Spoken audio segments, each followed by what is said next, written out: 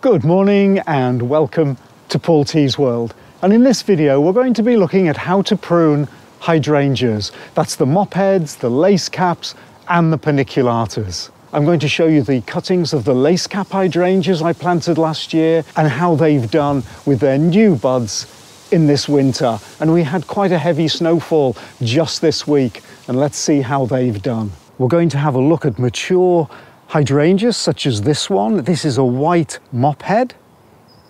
And in fact, I'm going to prune this one back. This is going to be an experiment. Everyone says do not prune mophead hydrangeas, that's the big leaf macrophyllus.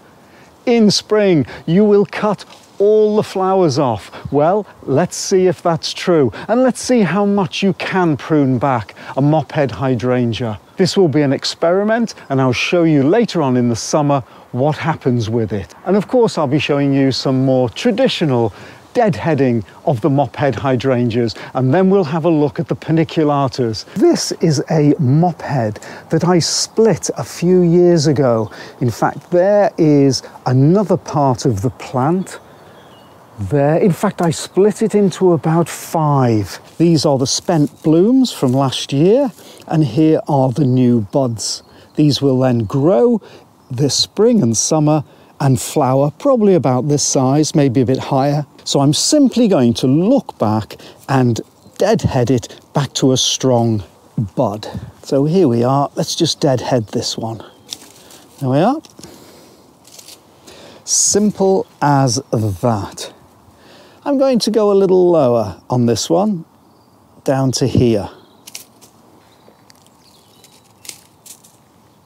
Oh, here's some nice growth here, isn't there? So we'll just deadhead it. We're not pruning this, we're just deadheading it.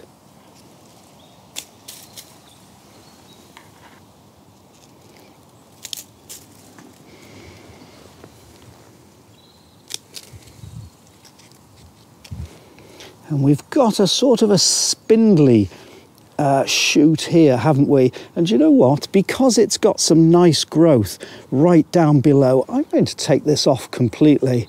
So let's just take it off here. And let's just step back and have a look exactly what we've got. There we are, the end result.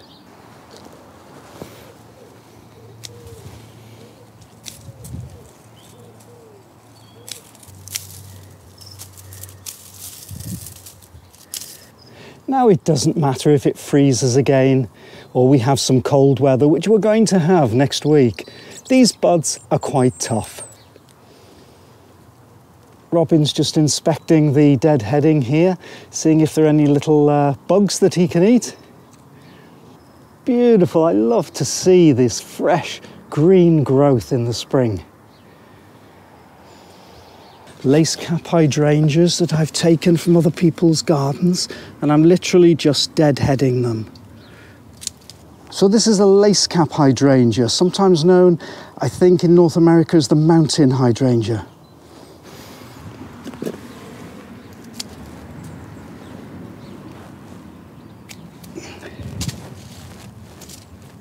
Clean them up a little bit.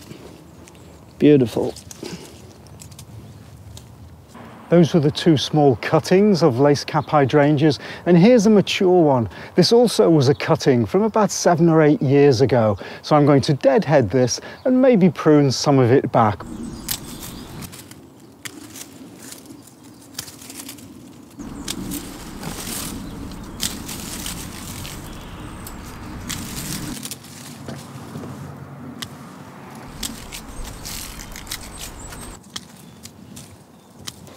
As you can see, I'm normally taking them back to a good strong bud.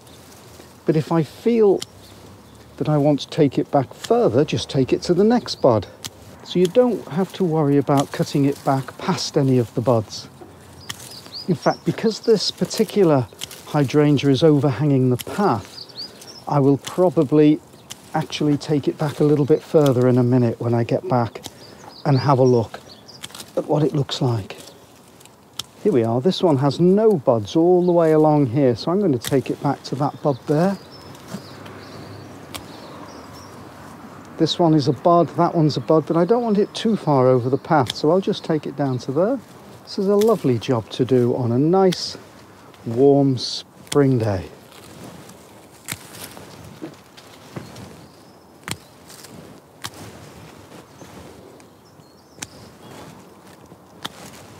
So now with this one, I've mostly dead-headed it. So now we can look around and see what else we want to take off.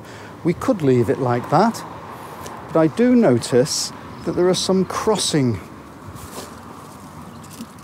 stems here. For example, here. So I just go back, oh, there's a nice strong one. So let's just go back to there, like that. This hydrangea comes over the path a lot. So if it starts from here, it's going to be right over the path in no time. So I'm going to take it back to the next bud there. Let's look for some other crossings. Some others that cross. Here we are. These two are crossing quite badly. So this one here, I'm going to take it off completely down there. So I just look all the way around the shrub to see if there's anything more I want to take off.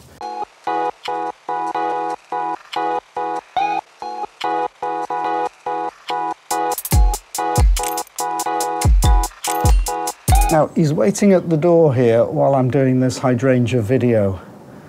So I will just get a mealworm here, because he wants one straight away. Don't you, hey? Go on.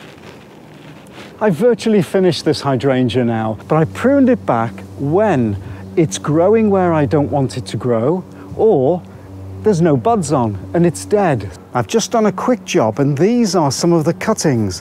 So as you can see here, sometimes I'll cut off buds and go right down to the base. It all depends, because this is on the patio and it would take over the patio if I didn't cut it back near the base. This hydrangea is a mop-head macrophylla hydrangea, and it flops. It flops when it rains hard, it flops when it's windy, it flops when it grows large blooms, and it flops in the snow. And also, I've read that the white hydrangeas tend to need more water than the others. And I found with this one, it really suffers whenever it's dry. And I nearly dug it up last year. I've taken some cuttings of it because it is gorgeous. But what I've decided to do, and this is an experiment, and I do lots of experiments, I've decided right now, in early March, to cut it right back. I will be leaving buds on the plant, but it will be really low down. And we'll see if I get blooms this year. And if I do, then yes, you can prune macrophylla hydrangeas in the spring. Let's get down to it. As you can see, there's lots of growth down below. So that's good. Let's see how low I'm going to take it. What should I do? Let's start there with those two buds down there. So you know me by now, and when I prune drastically, I mean it. I'm trying to always get a bud.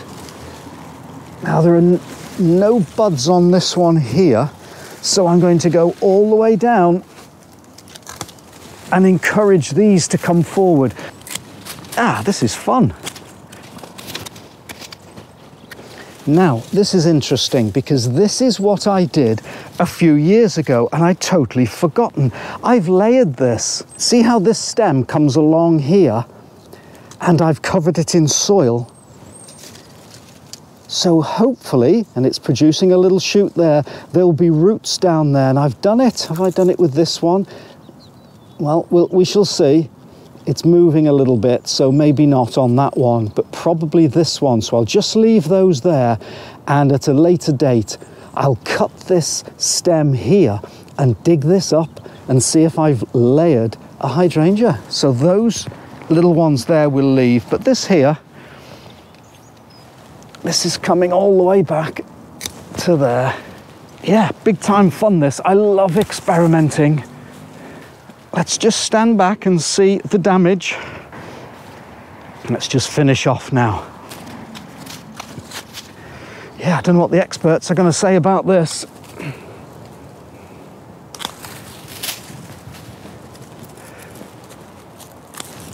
they'll be having a fit.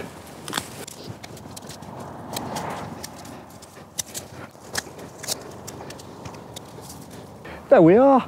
It is now pruned. Nice experiment, and I'll show you how it does through this year. That's everything that's come off, and that's what we've got left. A good experiment, see if it flowers. Now let's come over to the hydrangea bed, the one that is full of paniculatas. We've got a number of paniculatas in this bed. The beauty of paniculatas is that you can prune them in autumn. You can prune them in spring. Whatever happens, they're going to grow and flower in the same year. I prefer to prune them in early spring, now, in March. If we wait too much longer, then it might delay the flowers being produced, and I want the flowers to be produced as early as possible. If you're in a climate with lots of snow, you might want to prune them back in the autumn so that you don't have heavy snowfall breaking the stems. One of the advantages of pruning them now is if there has been any winter damage, you can see what that damage is and you can prune it out. You can see here where I pruned it last year, and it grew and flowered on each of the stems. So usually when you prune a plant, it'll then grow 2 stems. You can prune them as far back as you like, but here are the nodes where the new stems will form. And so what I'm going to do is I'm going to take them back to about here.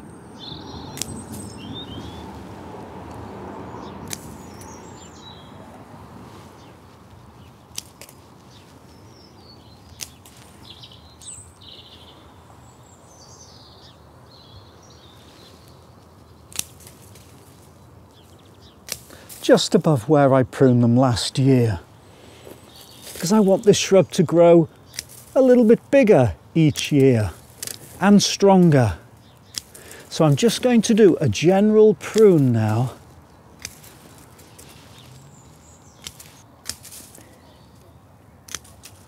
And then once we've done that, we can have a look and see what it looks like, see if there are any spindly stems that we want to get rid of.